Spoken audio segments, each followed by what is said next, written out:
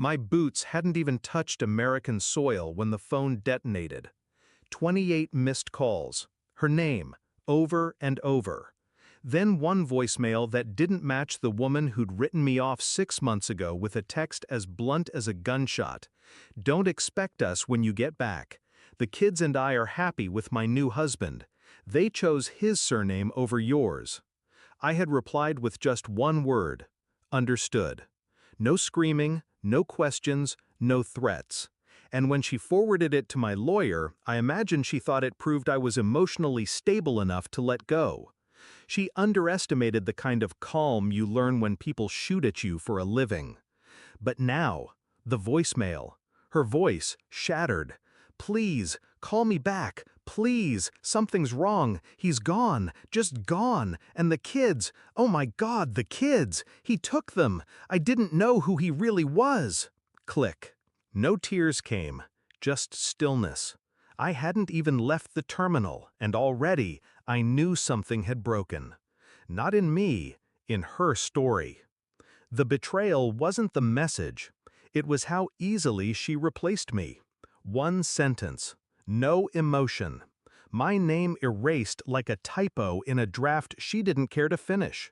She made it legal before I even returned, filed for full custody, changed the kids' names, took his. Didn't even wait for the dust to settle on my deployment. Her attorney sent me the update with the kind of polite arrogance that comes from knowing you've already won. And I let them think they had. But even then, something gnawed at me. Quiet, subtle. My daughter stopped replying to my letters halfway through the 3rd month. My son never responded to the care package. She said they didn't want to talk to me, that they understood. But I know my children, or thought I did. So I smiled at the lawyer, signed the temporary custody paperwork, and started digging. Her new husband didn't exist on any real record. No tax ID, no social security, no military background, though she claimed he was a veteran, like me. His name, Daniel Ridge, was as real as the family he stole. I started with the basics. Pulled footage from the ring cam she forgot I had tied to the cloud, archived photos, transcripts from her emails I still had access to. She never changed the recovery account. Patterns emerged. The man she called Daniel changed his name 3 times over the last 5 years. Always around women with kids. Always charming. Always patient. Until they signed something over, and then he disappeared. But this time, he took more than their savings. He took my kids. Her frantic calls weren't out of guilt. They were out of fear. Private investigators don't ask many questions when you pay up front. Mine sent over the full report in 48 hours. Daniel Ridge was Mark Delaney in Colorado, Jason Neal in Tampa, and Sean Vaughn before that. All had restraining orders filed. All had pending custody fraud cases. All walked clean out of the court system. And all were tied to one woman who swore he was safe. My wife. She had signed full guardianship over to him just 2 weeks before I landed. She called it a contingency in case I tried to fight for custody. He used it as a passport. My kids were gone. State line? Probably. Country? Maybe. But I wasn't looking for him.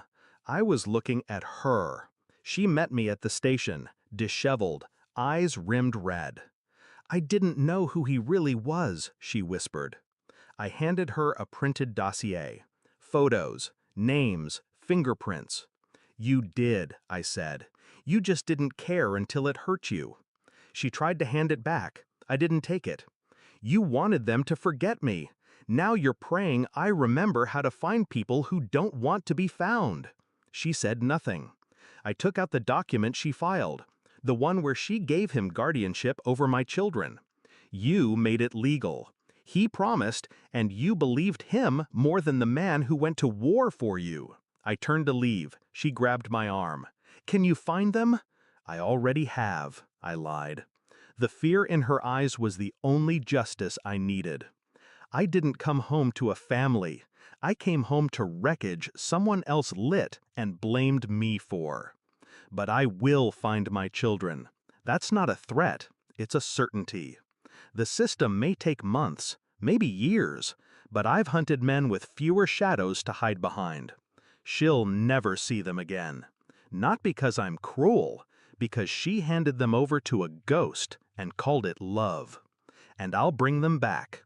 She erased my name from their birth certificates, so I carved it into the man coming to take them back.